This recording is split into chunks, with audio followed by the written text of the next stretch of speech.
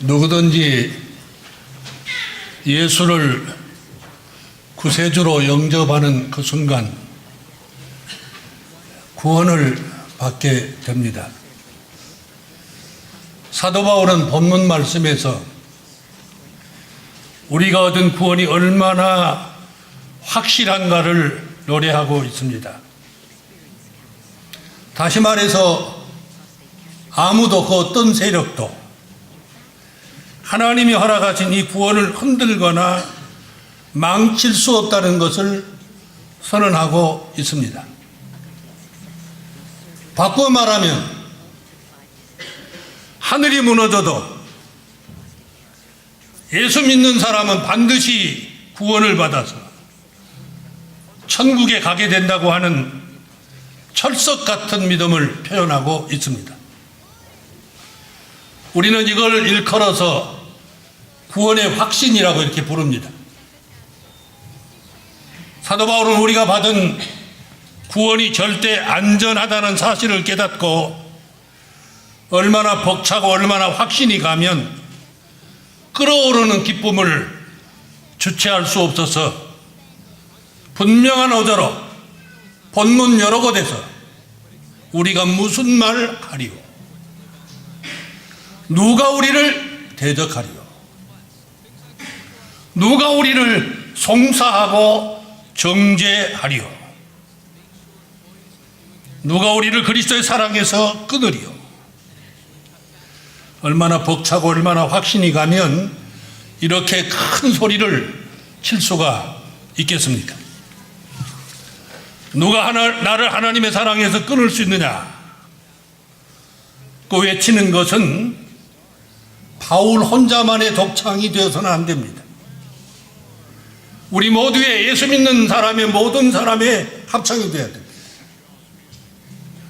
그렇게 되기 위해서는 우리의 가슴도 사도 바울처럼 뜨거워져야 하고 하나님의 말씀에 대한 확실한 깨달음이 있어야 됩니다. 우리가 읽어온 이 본문 말씀은 우리가 받은 구원이 얼마나 확실한 것인가를 노래하고 있습니다. 그렇다고 한다면 우리가 받은 구원이 왜 확실합니까? 첫째는 31절에 보니까 대적할 자가 없기 때문입니다. 그런즉 이 일에 대하여 우리가 무슨 말 하리요? 만일 하나님이 우리를 위하시면 누가 우리를 대적하리요? 따라서 합시다. 만일 하나님이 우리를 위하시면 누가 우리를 대적하리요? 이 말씀은 우리의 구원이 전적으로 하나님께로부터 왔다고 하면 우리를 대적할 자가 어디 있겠는가 하는 그런 뜻입니다. 우리가 얻은 구원은 하나님이 전적으로 은혜로 주신 것인데 감히 누가 대적을 하겠습니까? 우리 한 사람 한 사람을 독생자 예수 그리스도의 피로 값주고 샀는데 하나님의 자녀로 삼아주셨는데 누가 그 어떤 세력이 우리의 구원을 흔들 수가 있겠느냐 하는 그런 뜻입니다. 그렇습니다. 하나님이 지키시고 약속하시고 보호하시는 한 그 누구도 절대로 대적할 수가 없습니다. 사람들은 쉽게 선택하고 쉽게 좋아하다가 쉽게 실증을 느끼고 쉽게 포기해버립니다. 그래서 유행이라고 하는 것은 사람들의 그러한 심리가 만들어내는 생활 습성이라고 할 수 있어요. 어린아이들 보세요. 값비싼 장난감을 사다 주면 처음에는 잘 가지고 놉니다. 다른 아이들 손도 대지 못하게 합니다. 조금 지나면 실증을 느낍니다. 아이들. 그리고 그걸 버리고 다른 걸 사달라고 졸라댑니다. 사람들은 어려서부터 선택과 포기를 너무나 쉽게 되풀이합니다. 그러나 우리가 믿는 하나님은 한 번 선택한 당신의 백성들을 절대로 포기하거나 버리는 법이 없습니다. 약속한 거 반드시 지키신 하나님. 구약 성경을 자세히 보면 이스라엘 백성들은 수도 셀 수 없을 만큼 하나님을 떠나 거역을 했습니다.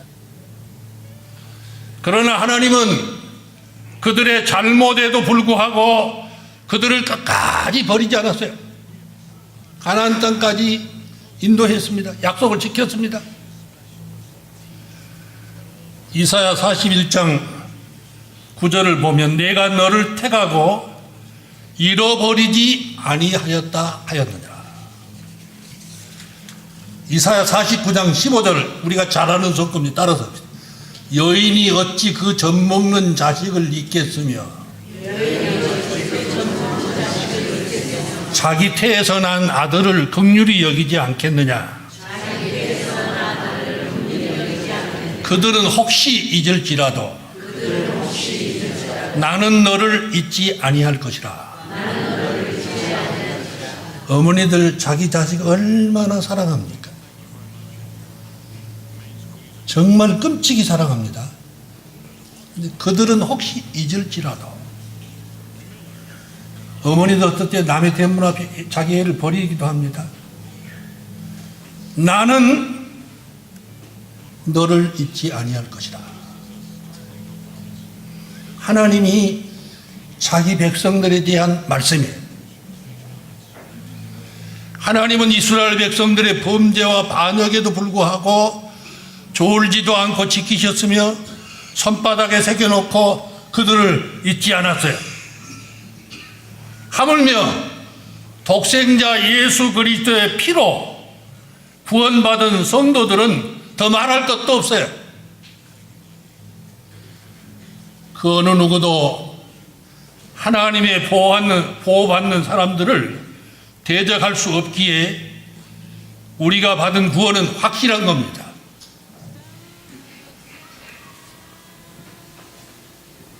여러분 믿으세요? 하나님이 끝까지 사랑하는 자를 누가 감히 대적을 하겠어요? 하나님의 사랑이 변함이 없는 한 그 사랑 때문에 죄와 사망에서 건져놓으신 우리를 결코 하나님은 포기하실 리가 없어요.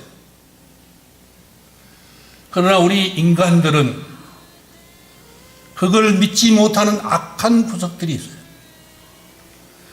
과연 하나님이 끝까지 나를 사랑해 주실까? 아직도 하나님의 눈에 꼭 들게 살지 못하는데 참으로 끝까지 나를 사랑해서 내가 죽으면 구원해 주실까? 하고 의심을 합니다. 우리는 이런 생각들을 버려야 됩니다. 여러분, 나는 진심을 얘기하는데 저쪽에서 안 믿어줍니다. 기분 좋습니까? 안 좋습니까? 예? 나는 진심을 얘기하는데 상대가 안 믿어요. 내 말을. 다른 사람 말할 거 없어. 부부간에. 그러면 기분 좋습니까? 안 좋습니까? 밥맛 뚝 떨어집니다. 밥맛 뚝 떨어져요. 사람도 그렇습니다. 근데 하나님은 진심을 얘기하는데 사람들이 안 믿습니다. 우리는 하나님의 말씀 믿어야 됩니다. 그 다음에 두 번째, 왜 우리의 구원이 확실하냐? 모든 것을 은사로 주셨기 때문입니다. 32절, 자기 아들을 아끼지 아니하시고 우리 모든 사람을 위하여 내어주신 이가 어찌 그 아들과 함께 모든 것을 우리에게 은사로 주지 아니하시겠느냐. 이 말씀의 뜻은 우리를 구원하시기 위해서 아들을 내어주신 하나님이신데 그 위의 것들을 왜 주시지 않겠느냐. 하나님께서 그 사랑하는 독생자를 아끼지 않고 우리를 위해 내어주셨는데 다른 것이야 뭘 아끼겠냐 그 말이죠. 성도에게 필요한 것이 있다면 하나님이 아끼지 않고 주신 하나님이에요. 딸을 시집 보내는 어머니는 딸에게 할 수만 있으면 좋은 것을 많이 주시려고 합니다. 함께 사는 며느리 눈치 보아가면서 할 수 있는 대로 며느리 모르게 딸한테 자꾸 뭘 집어줍니다. 또 딸이 집에 오면 친정어머니 묵인하에 하나씩 가져갑니다. 생각해보면 딸을 24년 내지 5년 고이 길러서 남의 집으로 시집 보낸다는 사실만으로도 섭섭한 일인데 거기다가 선물까지 준비해서 보냅니다. 어떤 여자분 보니까 헌 라디오도 가져왔다. 헌 라디오. 그 헌 라디오 가져고 보면 좋은 거 놔두겠어요. 그거 다 가져오지. 시집간 딸이 그래 친정집 자주 오면 조금 안 좋아요. 며느리들 안 좋아합니다. 왜 어머니는 그럴까요? 며느리 눈치 보아가면서 왜 그럴까요? 그 이유는 사랑하는 딸을 시집 보내기에 아까울 것이 없는 겁니다. 뭐라도 좀 주고 싶습니다. 가장 귀한 것을 내어놓은 사람은 덜 귀한 것은 쉽게 내놓을 수가 있어요. 마찬가지로 하나님에게 가장 귀하고 귀한 것은 독생자 예수 그리스도를 우리에게 내어주신 겁니다. 나머지는 자연히 다 보게 돼 있어요. 나는 새로 결혼한 젊은이들 그런 말 합니다. 신앙생활만 잘해라. 그러면 하나님이 너희들 미래를 책임질 거다. 하나 물어봅시다. 예수님을 십자가에 못 박은 사람은 누구요? 못 박은 자가 누구요? 누굽니까? 예? 예수님 십자가에 못 박은 자가 누구예요? 대답해 봐요. 예? 빌라도입니까? 로마 군인들입니까? 아닙니다. 예수님을 십자가에 내어주신 분은 하나님 자신이었어요. 그렇게 아끼고 아끼던 독자 예수를 십자가에 내어놓으신 분은 바로 하나님입니다. 채찍에 맞게 하고 수모를 당하게 하고 저주의 죽음을 죽게 하신 분은 바로 하나님이에요. 이 사실을 성경 여러 곳에서 말씀하고 있습니다. 이사야 53장 10절에 보면 따라서 합시다. 여호와께서 그로 상함을 받게 하시기를 원하사 질고를 당케 하셨은즉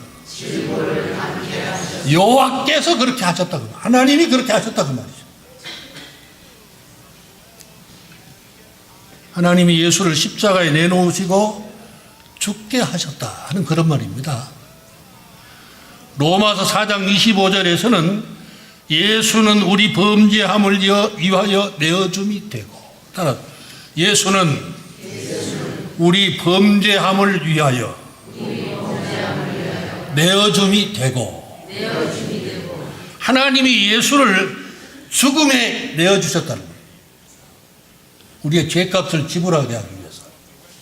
하나님은 공의의 하나님이에요.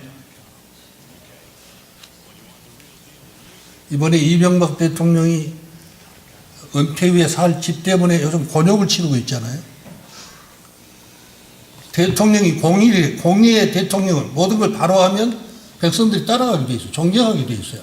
백성들은 법 지키라고 하고 본인이 안 지켜버리면 어떻게 되겠어요? 백성들이 따라가겠습니까?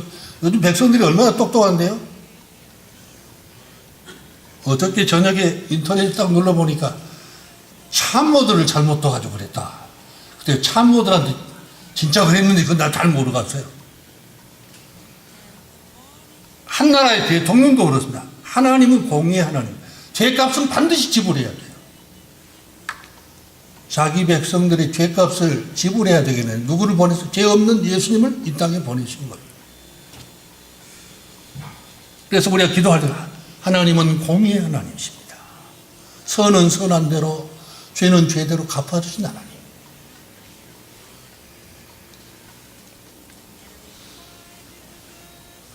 갈라디아서 3장 14절에서는 그리스도께서 우리를 위하여 저주를 받은 바 되사, 하나님이 자기 아들을 아끼지 아니하시고 우리를 위해서 내어주셨기 때문에 예수님이 저주를 받게 된 것이다. 저주받는 그런 죽음을 당하게 된 것이다.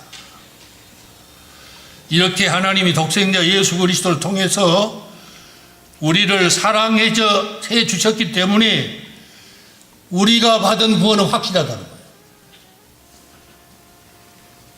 그 다음에 세 번째로, 왜 우리가 받은 구원이 확실한가? 어느 누구도 정죄할 수 없기 때문입니다. 누가 능히 하나님의 택하신 자들을 송사하리요?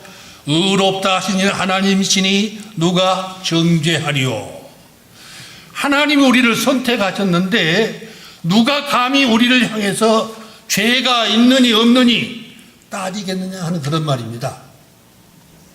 하나님이 예수 믿는 우리를 의롭다고 하셨는데 누가 우리를 가리켜서 죄인이라고 공격할 수 있겠느냐, 멸시할 수 있겠느냐, 그 말입니다. 우리는 다 죄인입니다. 그러나 용서받은 죄인이에요. 의인이 된 죄인입니다.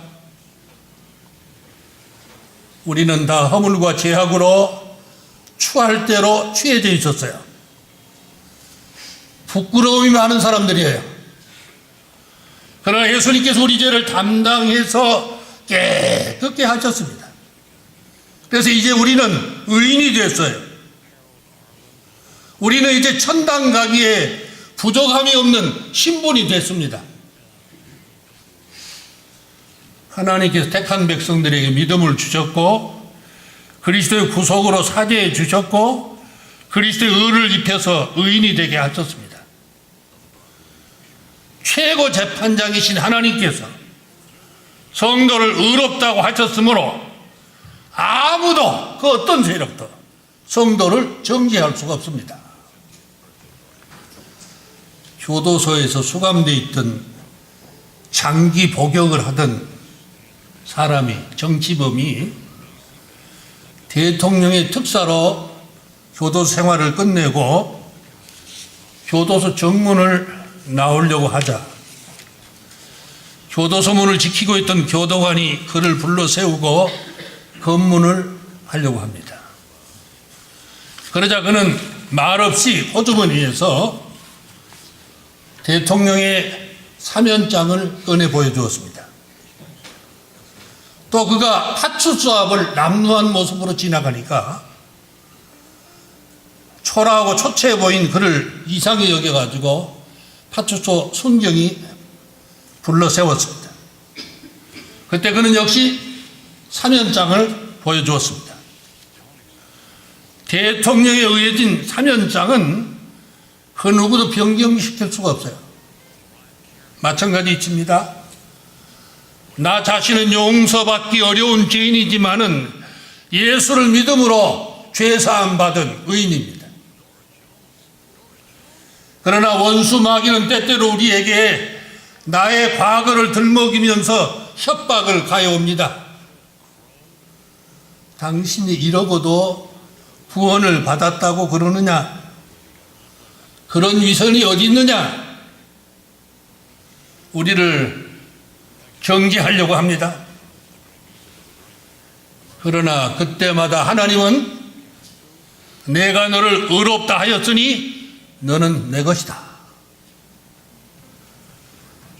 그래서 사도 바울은 34절에서 이렇게 말합니다. 우리 함께 한번 읽어보십시다. 34절. 누가 정죄하리요? 죽으실 뿐만 아니라 다시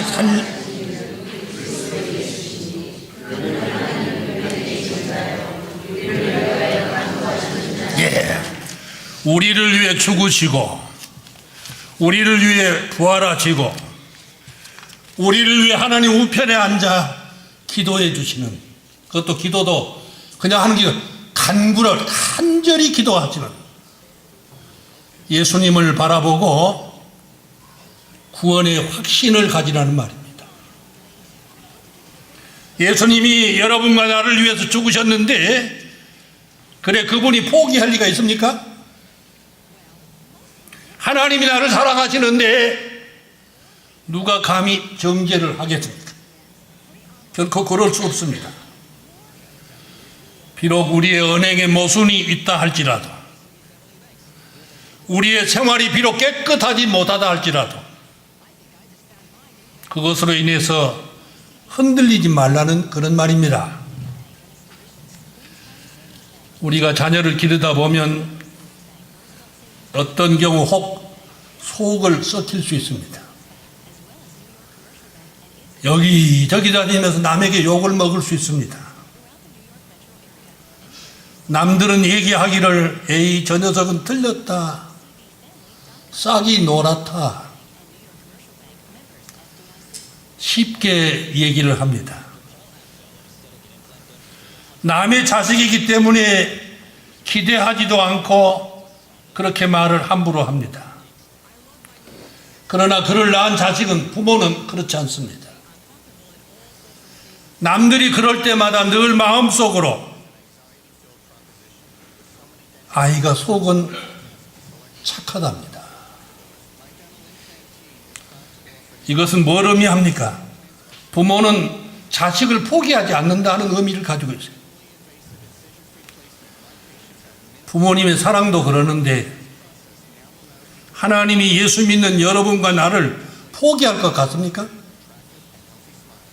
성경에 한 톨도 버리지 않는다 그랬어요.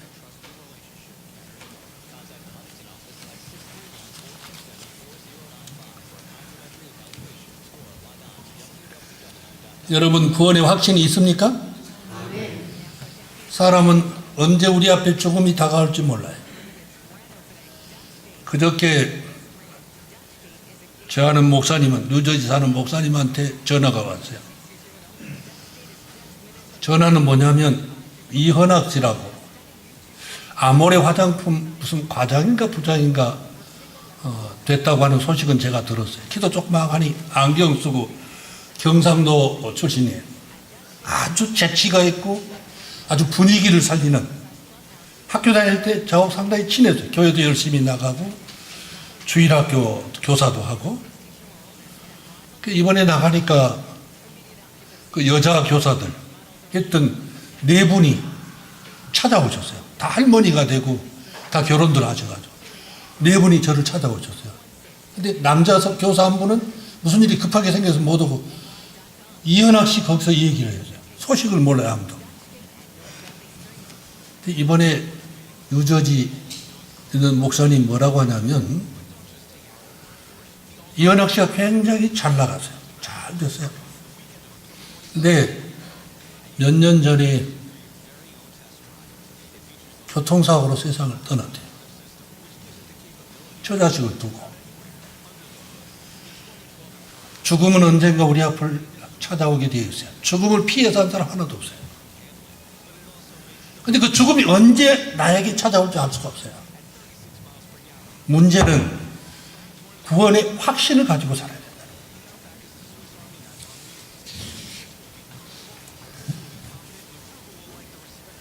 여러분 아직도 하나님의 말씀을 못 믿겠습니까?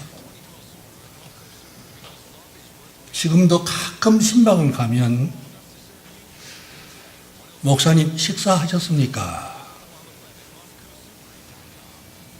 그러면 저는 미국 생활을 가서 신세지기도 그렇고 그래서 저는 점심을 먹고 가든지, 어제는 점심을 붕어빵으로 때웠어요. 이발하러 가서 붕어빵으로. 그 참 맛있습니다. 옛날 생각하면서 추억에 젖어가지고. 내 앞에 어떤 두 부부가 있는데 아니 차를 시동을 걸어놓고 빠질까 했는데 안 빠져. 저 혼자도 고독을 씹으려고 그랬는데 싹 옆을 봤더니 그 부부도 붕어빵을 먹고 있었대다. 나이도 저하고 비슷합대다.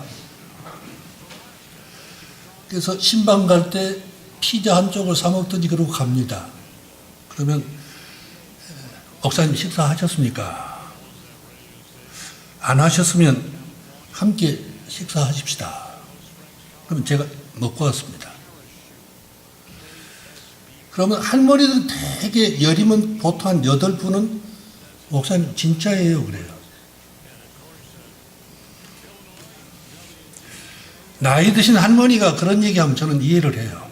하다 영감한테 쏟고 그동안 쏟고 살아와서 내가 이해를 합니다.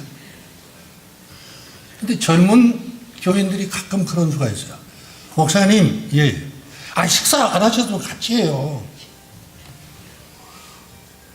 전 기분 나빠요. 내가 얼마나 거짓말을 했기에 이렇게 내 말을 못 믿나. 기분 나빠요.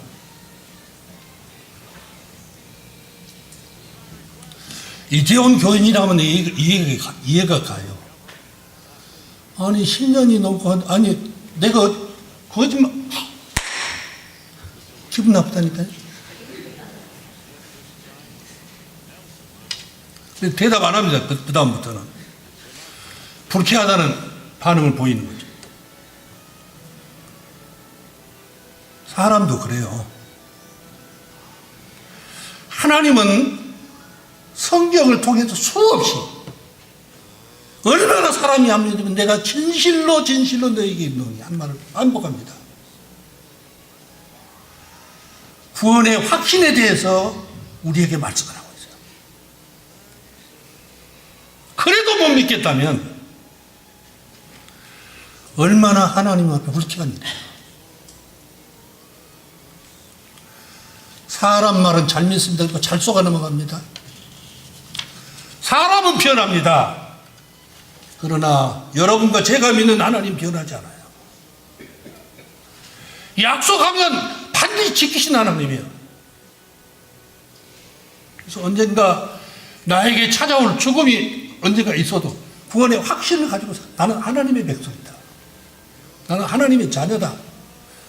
구원을 받았다. 앞으로 받을 것이다가 아니에요. 예수 믿을 때 이미 그게 보장이 된 거예요.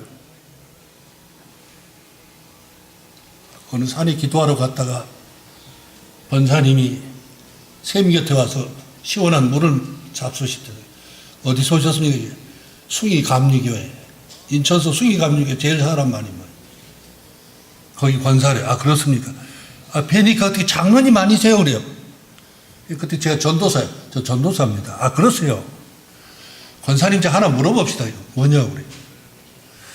권사님 연세가 좀 많으신데 구원에 대한 확신을 가지고 사세요. 그랬더니 아이고 뭐 전도사님 그걸 어떻게 합니까? 죽어봐야 알지. 이런 세상에.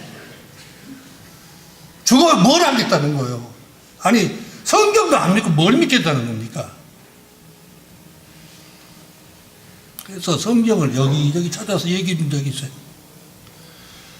그 다음에 왜 우리가 구원의 확신을 가져야 되느냐? 그리스도의 사랑에서 끊을 수 없기 때문이다. 자, 우리 35절 한번 가봅시다. 같이 봅니다. 누가 우리를 그리스도의 사랑에서 끊으리요? 환난이나 곤고나 핍박이나 기근이나 적신이나 위험이나 칼이라 기록된 바. 예, 거기까지 봅시다. 이 세상에서 가장 질긴 끈이 있다면 어떤 것이 있을까요? 실을 모아서 만든 노끈입니까? 나일론 실을 한데 모아서 만든 밧줄입니까? 아니면 철사줄을 한데 엮어 만든 쇠줄입니까? 그러나 이런 것들은 세월이 가면 썩습니다. 불에 탑니다. 녹이 습니다. 그렇지만 썩거나 변하지 않는, 결코 끊어지지 않는 줄이 있는데 그것은 바로 하나님의 사랑의 줄이에요. 인도네시아 밀림 속에서 아람들이 나무를 마치 무토막을 자르듯 자르는 톱도 있고 쇠토막을 잘라내는 쇠톱도 있습니다. 그러나 하나님과 나 사이에 맺혀진 이 사랑의 줄은 그 어떤 것으로도 끊을 수가 없습니다. 우리는 모두 다 하나님의 사랑의 끈으로 결박이 된 하나님의 사람들이에요. 다시 말하면 성도는 예수 그리스도의 사랑의 포로들이에요. 따라서 합시다. 그래서 찬송가 가사 이런 거죠. 온 세상 날 버려도 주 예수 안 버려 끝까지 나를 돌아보시니 온 세상 날 버려도. 그래서요. 여러분, 내가 난 자식도 날 버릴 수 있어요. 뭐 검은 머리 무슨 뿌리요? 팥뿌리. 아유, 지금 그런 말 안 해야 돼요. 세상에 5년 안에 이혼한 사람이 얼마나 많은지 몰라요. 나 사랑하는 아내가 나 버릴 수 있고 남편이 나 버릴 수 있어요. 그러나 주 예수 안 버려 끝까지 나를 돌아보시니. 여러분, 이런 믿음 가지고 살아야 돼요. 입으로만 찬송하면 안 돼요. 이거 진짜 믿고 내 것으로 만들어야 돼요.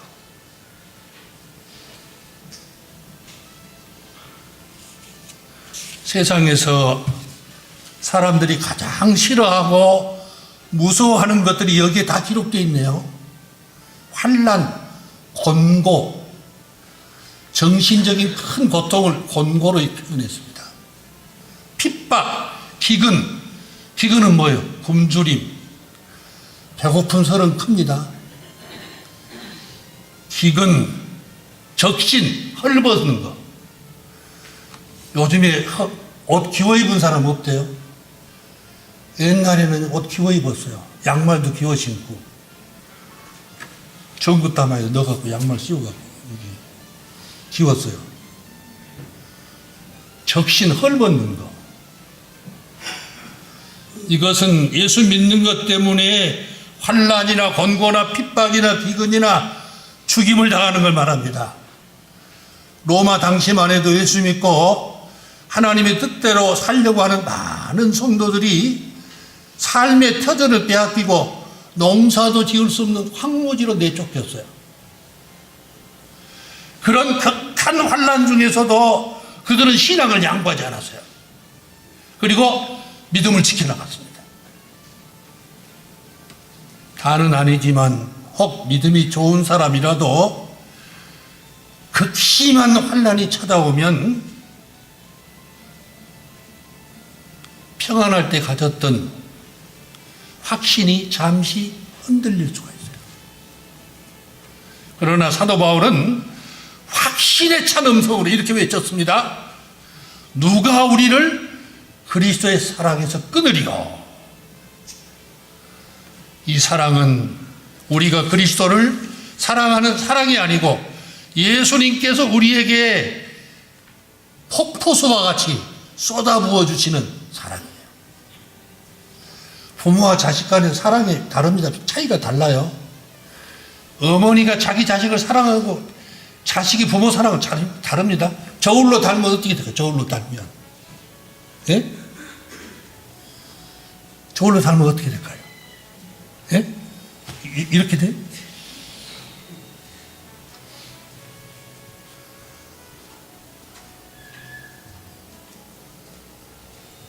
예수님이 우리에게 부어주시는 사랑은 절대로 변하지 않아요.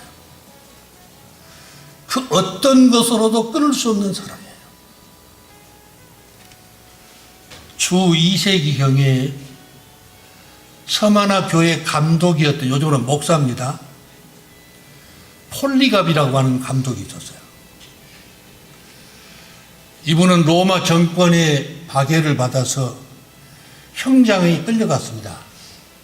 장작더미를 싸놓고 그에 포승에 묶여서 거기에 올려놨어요. 태워 죽이려고.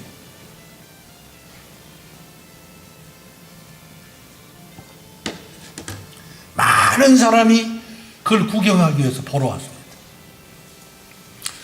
화형을 당하기 직전에 로마 관리들이 폴리갑에게 이렇게 말합니다. 예수를 한 번만 모른다고 하면 살려주겠다 약속을 한다. 그랬더니 폴리갑이 하는 말이, 예수님은 나를 86년 동안 사랑해서 한 번도 나를 모른다고 한 적이 없는데 내가 어찌 예수를 한 번이라도 모른다고 할 수 있겠느냐. 그때 나이가 86세였던 거다. 결코 그렇게 할 수 없다. 그리고 장작더미 위에서 태워서 순교를 당했습니다. 폴리갑은 하나님의 사랑을 바로 깨달은 사람이에요.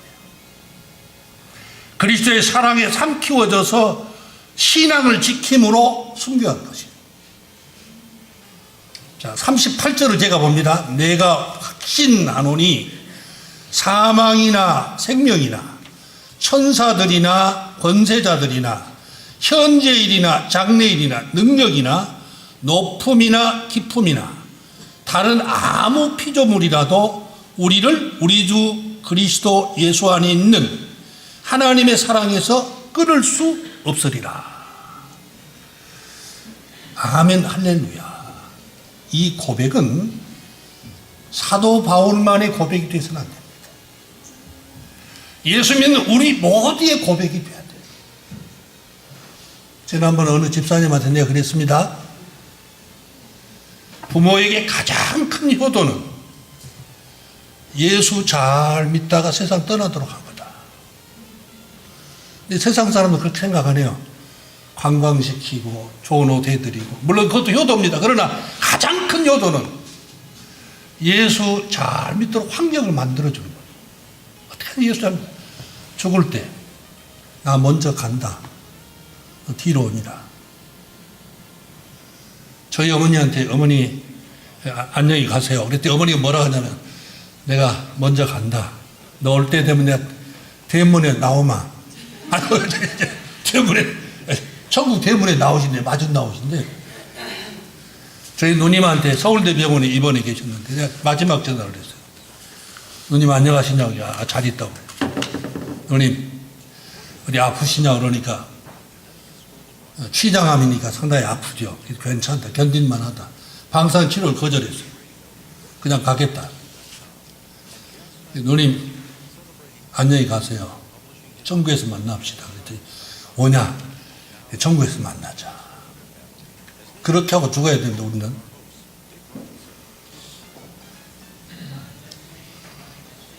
하나님의 사랑, 하나님의 놀라운 은총과 구원 계획, 얼마나 감격스러운 말. 여러분 성경을 자세히 보시면 정말 감격스러울 때가 많아요. 어떤 전도사님 막 춤을 췄대요. 너무너무 감격스러워 춤을 덩치덩치 춰요.